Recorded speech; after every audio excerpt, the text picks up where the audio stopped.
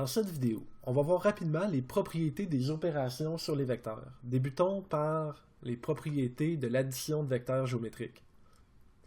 Dans un premier temps, on a que le vecteur U plus le vecteur V donne le même résultat que le vecteur V plus le vecteur U.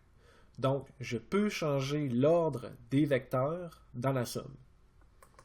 Ensuite, si on a une somme de 3 vecteurs, on peut additionner en premier les 2 premiers vecteurs et ensuite additionner le troisième, ou additionner en premier les 2 derniers vecteurs et ensuite additionner le premier. Donc, je peux changer l'ordre dans lequel j'effectue les opérations lorsque j'ai une série d'additions de vecteurs à effectuer. Ensuite, je peux additionner le vecteur nul à un vecteur et j'obtiendrai le même vecteur. Et enfin, si j'additionne à un vecteur son vecteur opposé, j'obtiens le vecteur nul. Maintenant, pour les propriétés du produit scalaire, je peux distribuer un nombre réel sur une somme de vecteurs. Je peux également distribuer un vecteur sur une somme de nombres réels.